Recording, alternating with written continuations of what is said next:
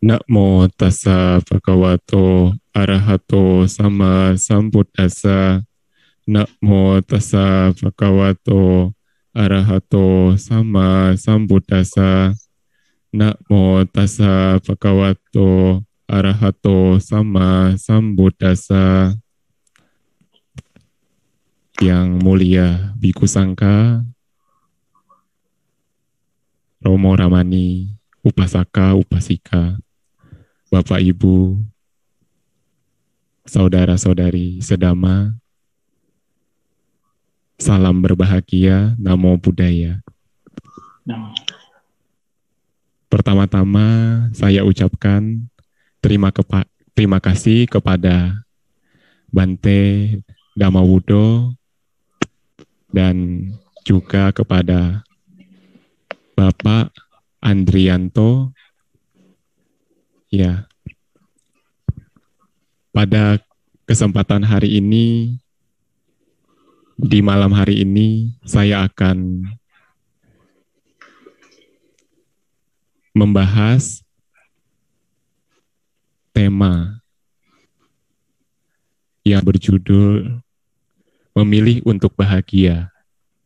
Sesuai dengan iklannya, Bapak, Ibu, saudara-saudari sedama, tentunya kita ingin kebahagiaan itu. Tetapi terkadang kita tidak dapat mendapatkan kebahagiaan itu. Karena hal apakah kita tidak memperoleh kebahagiaan itu?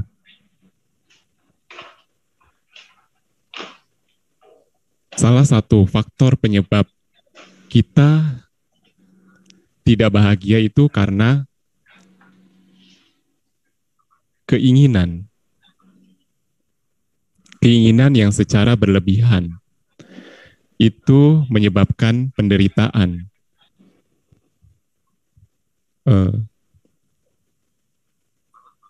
Sang Buddha pernah menyampaikan Dhamma pertama kali kepada 5 orang pertapa tentang Dhammacakkappawаттana Sutta. Di situ isinya adalah tentang penderitaan. Sebab penderitaan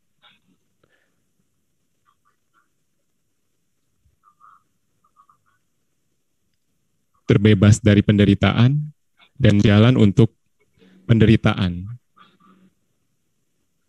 Bapak, Ibu, saudara-saudari sedama, penderitaan ini bisa datang di dalam diri kita tentu karena keinginan. Terkadang keinginan kita menginginkan sesuatu tetapi kita tidak mendapatkannya. Mungkin saya akan berbagi cerita sedikit tentang pengalaman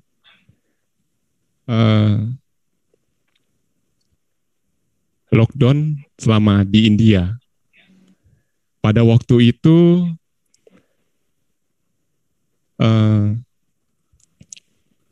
sebelum ramai lockdown, India itu masih biasa, sama seperti di Indonesia. Awalnya biasa saja.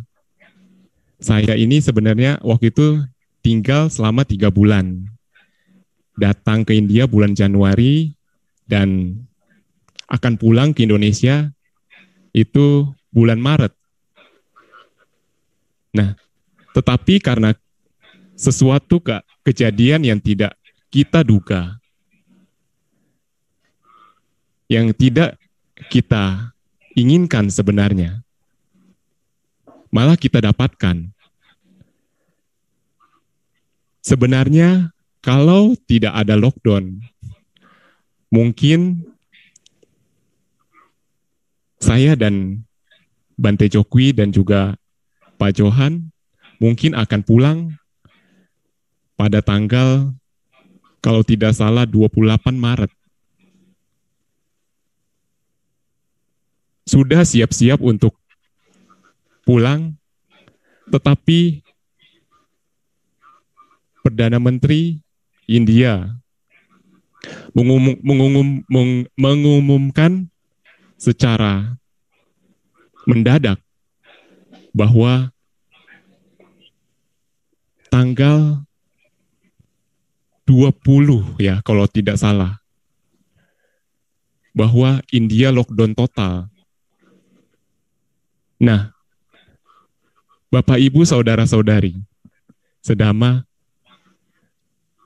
keinginan kita terkadang tidak sesuai apa yang kita dapatkan.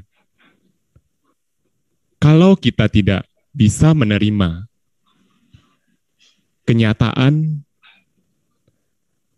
mungkin kita akan menjadi menderita.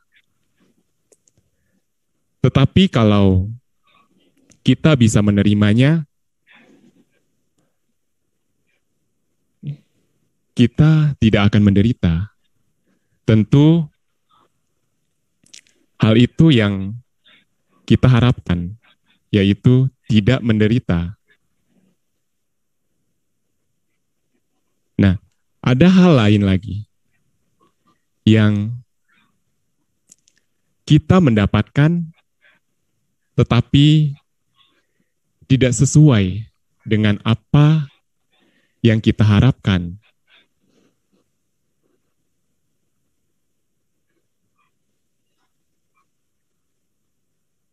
Contohnya, mendapatkan katanya jus alpukat. Tetapi pas dicoba, ternyata bukan jus alpukat, melainkan adalah obat yang serupa, tampaknya mirip, tetapi berbeda. Awalnya kita senang, tetapi belakangan tidak senang. Nah, sebab-sebab yang membuat kita menderita adalah yang paling utama, yaitu adalah keinginan. Kalau kita tidak bisa mengontrol keinginan kita, kita tidak akan muncul kebahagiaan. Tetapi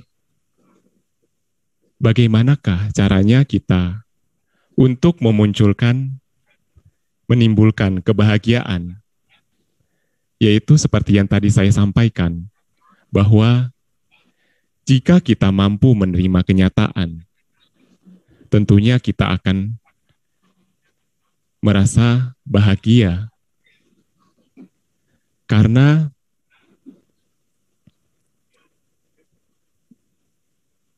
kalau diri kita bisa menerima sesuatu itu, sesuatu sesuai dengan kenyataannya. Contoh saja, ketika kita sedang sakit, kalau sakit itu bisa kita terima, maka sudah tentu kita bisa menerima suatu keadaan. Karena keadaan yang nyata sebetulnya adalah selalu berubah. perubahan itu terjadi, selalu terjadi di dalam kehidupan kita. Semua yang berbentuk itu adalah tidak kekal, pasti berubah. Seperti bunga yang di depan kita.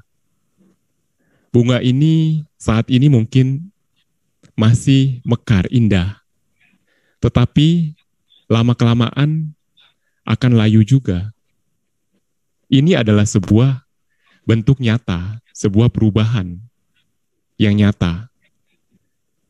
Kalau kita tidak bisa menerima perubahan itu, maka kita akan menderita.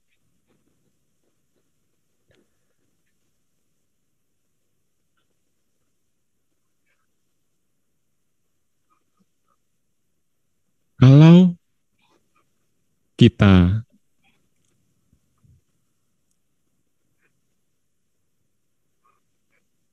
bisa menerimanya, tentu tidak akan menderita. Contoh lain, bahagia karena menerima, dapat menerima perubahan. Ketika kita membeli suatu barang yang kita sukai atau cintai,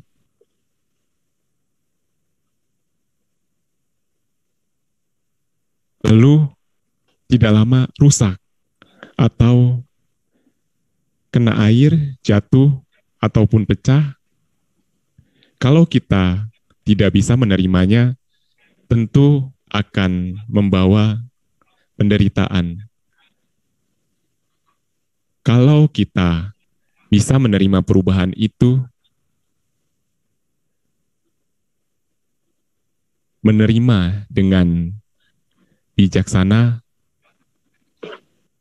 tentunya tidak akan menderita. Karena kita tahu hal yang bermanfaat maupun yang tidak bermanfaat, yang merugikan dan yang tidak merugikan. Nah, saya akan menceritakan kisah di zaman Sang Buddha. Tentunya kisah ini sudah sering kali kita dengar. Dan saya akan mengulang cerita ini untuk mengingatkan kita dan menambah biar kita yakin kisah ini dimulai ketika seorang Brahmana bernama Adina Pubaka yang mempunyai seorang anak yang sangat dicintai dan sangat disayangi yang bernama Mata Kundali. Sayangnya,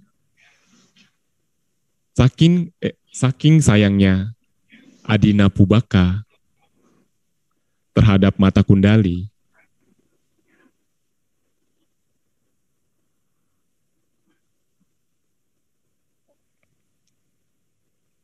Adina Pubaka ini adalah seorang yang kikir dan tidak pernah memberikan sesuatu kepada orang lain. Bahkan perhiasan emas untuk anak tunggalnya dikerjakan sendiri demi menghemat upah yang harus diberikan kepada tukang emas. Suatu ketika, Mata Kundali ini jatuh sakit. Tetapi karena Adina Pubaka ini orang yang sangat pelit sekali, tidak mengundang satu tabib pun untuk mengobati anaknya. Suatu ketika, Adina Pubaka ini menyadari bahwa anaknya mendekati ajal. Karena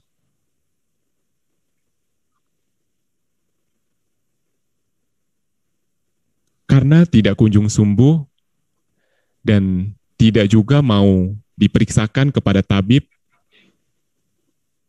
segera ia membawa anaknya keluar rumah dan dibaringkan di beranda atau teras rumah. Sehingga orang-orang yang berkunjung di rumahnya tidak mengetahui keadaan itu.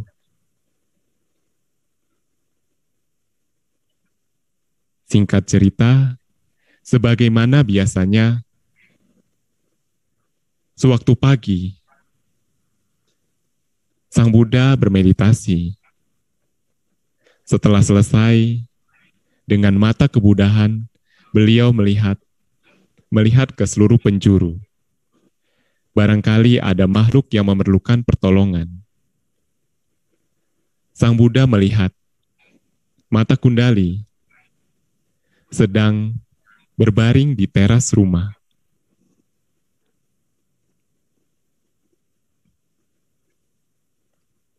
Beliau merasa bahwa anak ini memerlukan pertolongannya. Setelah memakai jubahnya, Sang Buddha memasuki kota Sawati untuk berpindah patah. Akhirnya, beliau tiba di rumah Adina Pubaka. Beliau berdiri di depan pintu rumah dan memperhatikan Mata Kundali. Tetapi, rupanya Mata Kundali tidak sadar sedang diperhatikan. Kemudian Sang Buddha memancarkan sinar dari tubuhnya, sehingga mengundang perhatian Mata Kundali. Ketika Mata Kundali melihat Sang Buddha, timbullah keyakinan yang kuat di dalam batinnya. Setelah Sang Buddha pergi, lalu Mata Kundali meninggal dunia dengan senang hati dan penuh keyakinan terhadap Sang Buddha, dan terlahir kembali di alam surga Tawatingsa. Dari kediamannya di surga, Mata Kundali melihat ayahnya berduka atas dirinya di tempat kremasi. Ia merasa kasihan dan iba. Kemudian ia menampakkan dirinya sebagaimana dahulu sebelum ia meninggal dan memberitahukan ayahnya bahwa ia telah terlahir di alam surga Tawatingsa dengan keyakinan kepada Sang Buddha. Maka ia menganjurkan ayahnya mengundang dan berdana kepada Sang Buddha. Brahmana Adina Pubaka mengundang Sang Buddha untuk menerima dana makanan. Setelah selesai makan, ia bertanya kepada Sang Buddha, "Bante, apakah seseorang dapat atau tidak dapat terlahir di alam surga hanya karena beryakinan terhadap Buddha tanpa berdana dan melaksanakan latihan kemoralan atau sila?" Kemudian Sang Buddha hanya tersenyum mendengar pernyataan itu. Kemudian beliau memanggil Dewa Mata Kundali agar menampakkan dirinya. Kemudian Mata Kundali segera menampakkan diri. Tubuhnya dihiasi dengan perhiasan surgawi dan menceritakan kepada orang tua dan sanak keluarganya yang hadir, bagaimana ia dapat terlahir di alam surga Tawatingsa. Orang-orang yang memperhatikan dewa tersebut menjadi kagum bahwa anak Brahmana Adina Pubaka mendapatkan kemuliaan hanya dengan keyakinan terhadap Sang Buddha.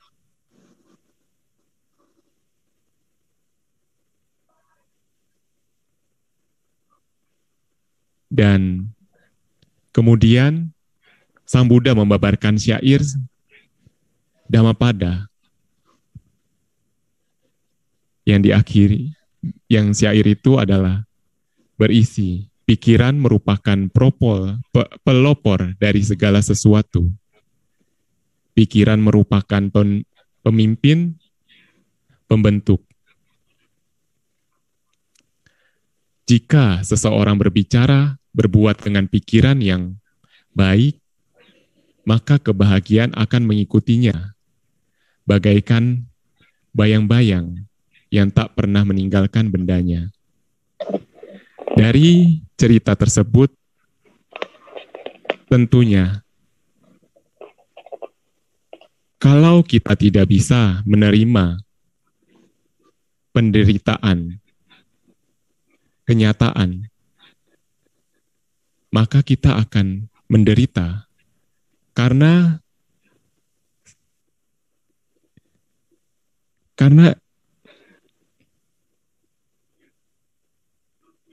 sifat kebenaran itu adalah selalu berubah. Orang yang lahir pasti akan mengalami kematian. Kalau kita bisa menerima sesuatu hal itu dengan bijaksana, bisa menerima suatu perubahan itu, maka bukan penderitaan yang kita rasakan, tetapi kebahagiaanlah yang kita bisa dapatkan. Tentunya kebahagiaan ini juga sering kita dengar bahwa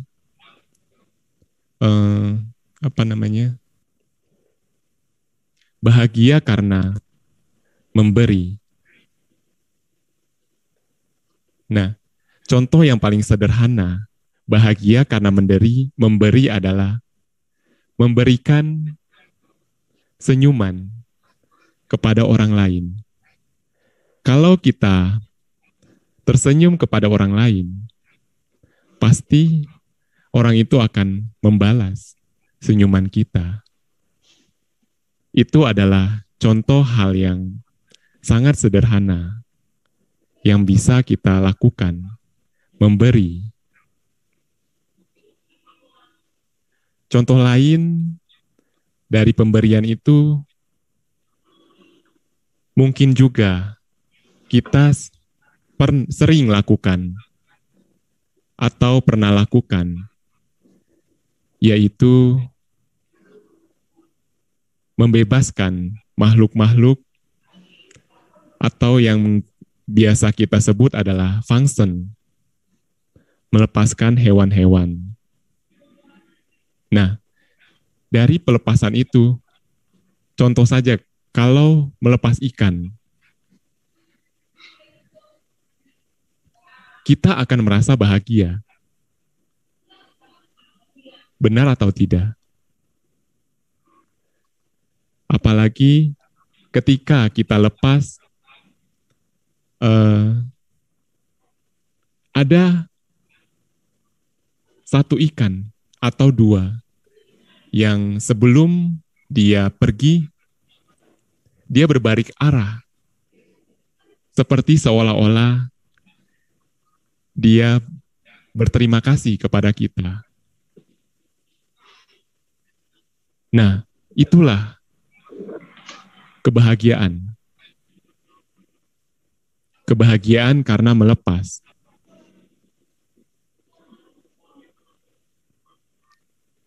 Kalau kita seperti juga di dalam Manggala Sutta merasa puas dan berterima kasih, itu adalah berkah juga. Tentunya kalau kita memiliki perasaan rasa puas hati, tentunya tidak akan membuat kita menderita. Contohnya saja yang paling mudah adalah makanan. Makanan ada. Tidak hanya ada nasi dan sayur. Contoh, kalau kita tidak ada perasaan puas, oh kurang ini, masih kurang ini, kurang itu, maka tidak mungkin kita bisa berbahagia karena tidak ada rasa puas. Selalu kurang. Ada apa? Selalu kurang. Tetapi kalau kita bisa menerima apa adanya,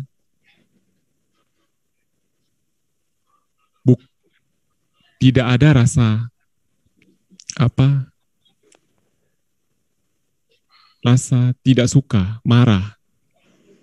Karena kita bisa menerima sesuatu hal itu. Karena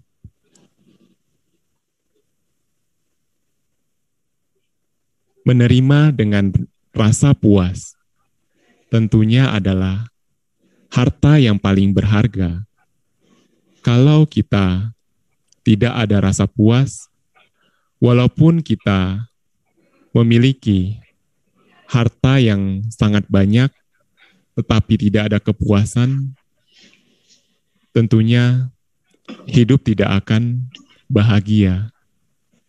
Karena selalu ingin mencari lebih dan lebih. Untuk itulah kita harus merasa puas. Dan dua hal yang tadi telah disampaikan, bahagia karena bisa menerima perubahan. Dan juga bahagia karena bisa melepas. Nah,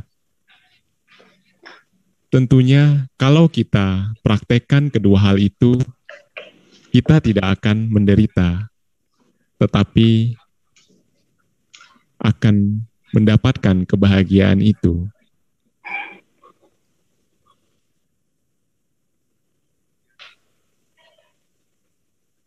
Dan di dalam Dhammapada juga, syairnya yang berisi Utanawato Satimato Suci Kamasa Nisama Karino Sanyata Saca Dhammajiwino Apamatasa Yaso Biwadati. Seseorang yang bersemangat memiliki pengendalian diri, hidup sesuai dengan Dhamma, dan selalu waspada, maka kebahagiaannya akan bertambah. Kalau kita ingin, mungkin yang sudah mendapatkan kebahagiaan, ingin kebahagiaan itu kita tambah. Kita harus berusaha bersemangat untuk melakukan perbuatan hal-hal yang baik, dan juga sadar. Karena kalau kita terlalu bersemangat tanpa adanya kesadaran, perhatian, tentunya itu juga bisa dapat celaka bagi diri kita. Selain itu, kita harus memiliki pengendalian diri. Kalau tidak, pengendalian diri ini sangat penting. Kalau kita tidak lakukan, tidak praktekkan, karena dari pengendalian diri inilah kita tidak akan menderita. Karena seperti yang tadi itu, seperti kalau keinginan itu, keinginan yang dilandasi dengan keserakahan, tidak kita kendalikan, maka akan membuat kita menderita. Sebab itulah pengendalian diri ini sangat penting untuk menambah kebahagiaan. Dan juga hidup harus sesuai dengan dhamma. Tentunya Bapak Ibu, saudara-saudari sedama sudah mengetahui bahwa hal yang paling sederhana hidup sesuai dhamma adalah dengan menjalankan dana, sila, dan meditasi. Kalau kita menjalankan kesemuanya itu, tentunya kita akan merasa bahagia.